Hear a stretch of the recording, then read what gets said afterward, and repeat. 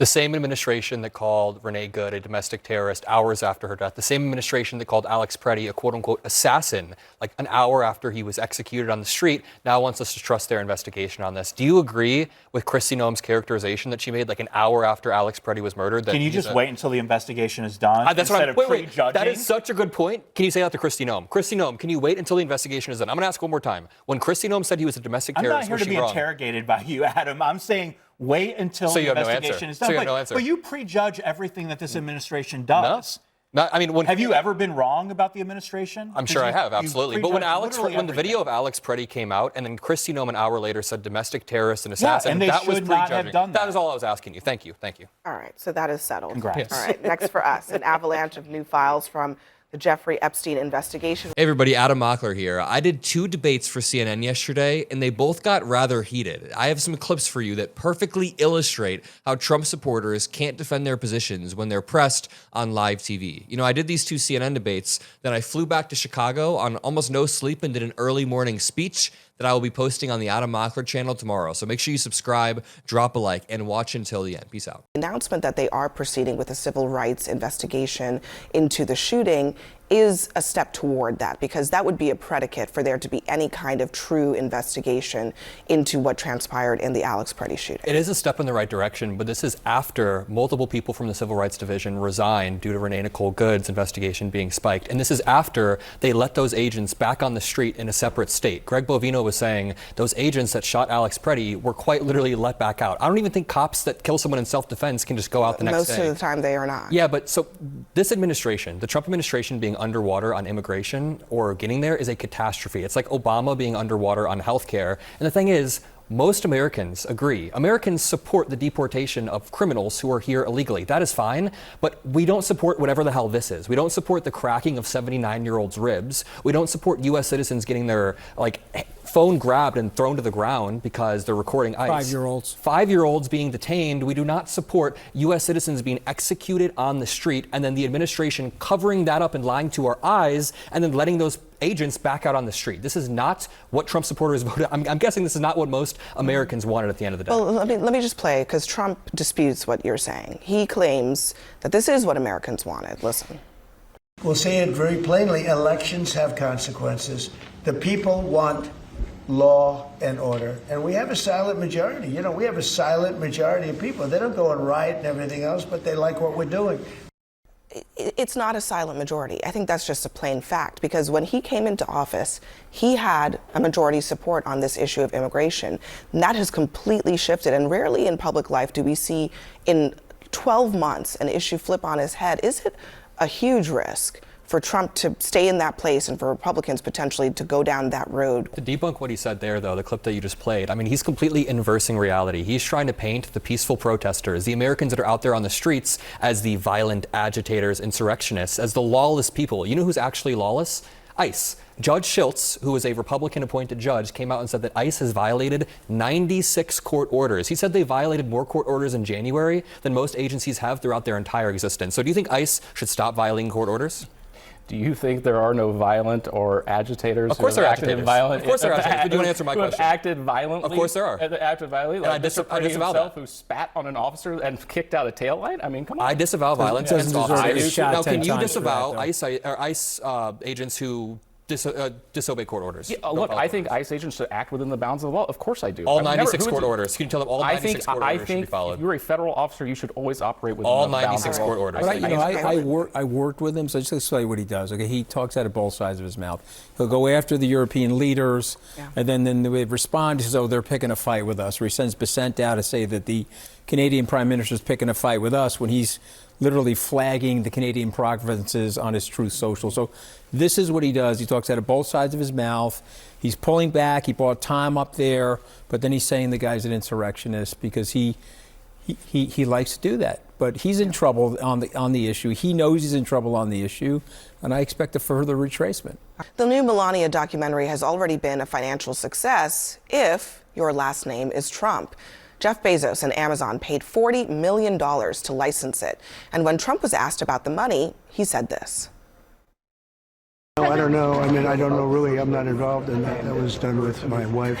I think it's going to be, I think it's a very important movie. Mr. President, what do you say to those that are critical of the fact that Amazon paid $40 million to acquire the rights of this movie? Well, I think they'd have to go and ask President Obama, because they paid a lot of money and hasn't done anything. Melania Trump has already pocketed $27 million from this movie. It is an unprecedented move by a sitting first lady to profit off of access to her private life. And that has critics saying, follow the money. But this is not Jeff Bezos, the man. This is him, Amazon, on behalf, essentially, on behalf of the corporation. And I think you're right. He's trying to protect his company. Yeah, I think you're right. I think there's a responsibility in some ways that he has to do whatever it takes.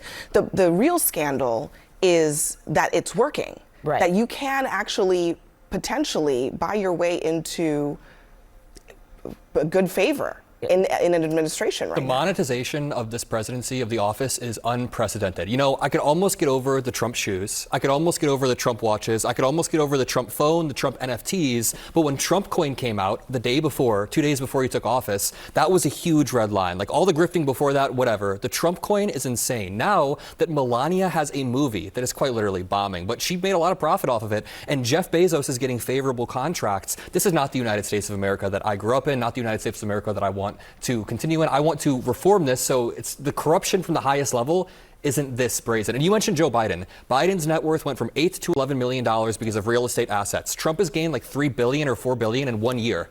Way different. Way different. And can I just say this real quick? Okay, it's like I can't wait to not watch this. And the other thing too, and beyond all that, it's like I feel sorry for the creators in Hollywood, because I live in LA, who pitch to Amazon all the time, get told no, have original stories, great content, only to see something. Yeah, as someone said, an expert said, this might be the most expensive documentary ever made that did not involve music licensing. So.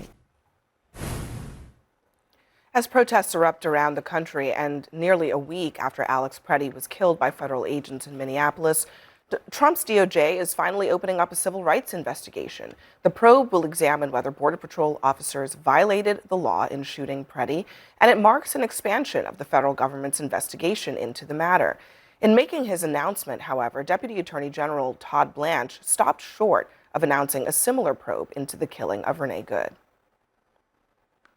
I'm not committing to anything with respect to that investigation that would be completely unfair to the investigation itself for me to stand here and commit to something for any reason. It depends. It depends on what happens with the investigation, and that's a decision that was made by the folks that are working the investigation. First of all, Ellie, can you just tell us quickly why the civil rights investigation matters, and why would they not open one into Renee Good? It's a little confusing because you hear the word civil rights, you're thinking civil case. But no, that would be the criminal law, federal criminal law, applicable to an excessive use of force by a police officer. This was a major move by DOJ, and I think a step forward to announce that they are looking at a civil rights, so that would be a criminal case on the Preddy shooting. Of course, a few seconds after Blanche said, we are opening a civil rights investigation, he said something along the lines of, well, don't get carried away, everyone. I'm not saying it's a big, full-blown civil. He's making it, he's downplaying it for whatever reason. So the current status quo is there is some sort of criminal civil rights investigation into the Preddy death, but not into the Renee Good death. Now, I think both of them are certainly at a minimum close enough to the line that they should do a full independent investigation. They've decided they're not going to do that with respect to Renee Good. There's nobody who can force them to do that other than political pressure. And we'll see. We'll see if they do a full and fair investigation of Preddy, but it's a bit of progress. But Trump is still going back to the drawing board now, calling Alex Preddy an agitator, perhaps an insurrectionist. He says his stock has gone way down. The president continuing to malign the victim here. I think it's fair to say that Alex Preddy was an agitator. We saw that video of him from 11 days prior to the shooting. A domestic terrorist? But can you let me finish? But I don't think this is the appropriate time to say it. He has passed away. An investigation is absolutely warranted. And I believe into both instances.